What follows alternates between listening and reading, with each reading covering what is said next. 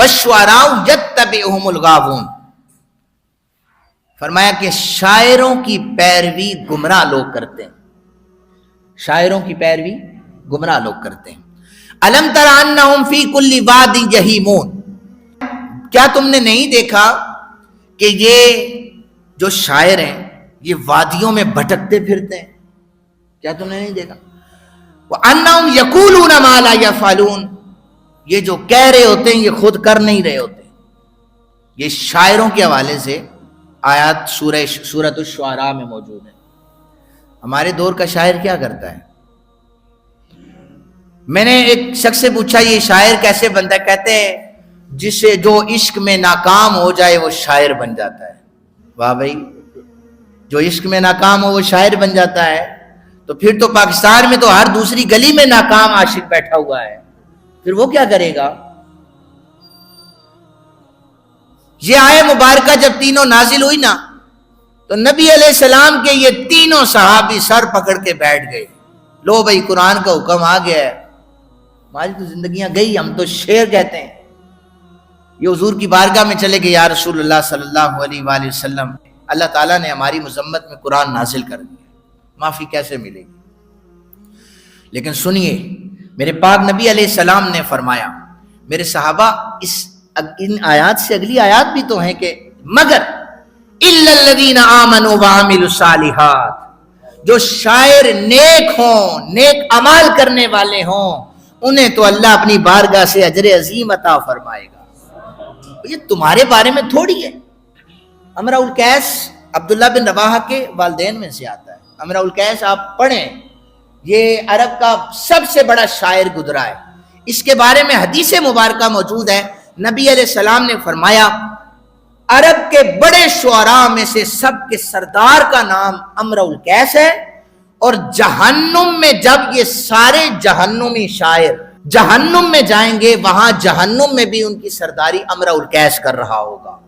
دنیا میں حضور نے فرما دیا وہ جہنمی ہے، اس لیے کہ وہ کبھی عورت کے حسن پہ شعر کہتا، کبھی کسی کی ہجو کیا کرتا، کبھی کوئی مرثیہ پڑھا کرتا تھا۔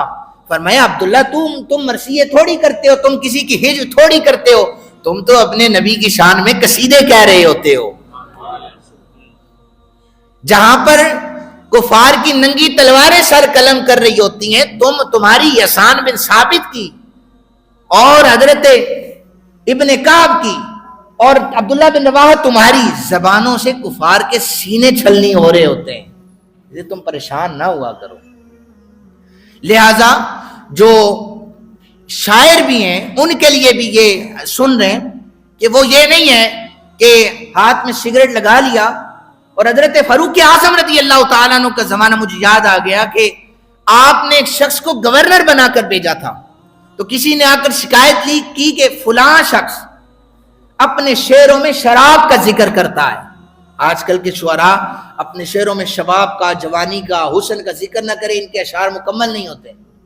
فرمایا کہ شراب کا ذکر ہے، تو حضرت فاروق اعظم نے اسے معزول کر دیا تھا کہ گورنری یہ تم نہیں کر سکتے۔ اس لیے جو اسلام نے احکامات جاری کیے ہیں شاعروں کے، انہی کے اندر حدود و قیود میں رہتے ہوئے شاعری کی جائے تو اسلام ایسی شاعری کو قبول کرتا ہے۔ کیونکہ حضرت حسان بن ثابت نے کیسے شعر کہے تھے وہ میں آپ کو سنا دیتا ہوں، میرے ذہن میں آئے برکت کے لیے۔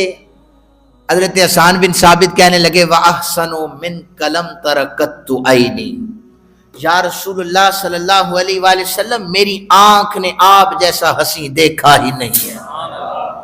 وَأَجْمَلُ مِنْكَ لَمْ تَلِدِ النِّسَاءُ، حضور کسی ماں نے آپ جیسا پیارا جنا ہی نہیں ہے۔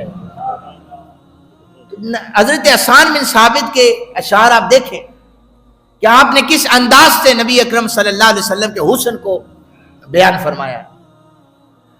تو سامعین محترم، یہ تین شاعر تھے، ان آیات پر پریشان ہوئے، نبی علیہ السلام نے فرمایا تم تو نیک، متقی اور پرہیزگار۔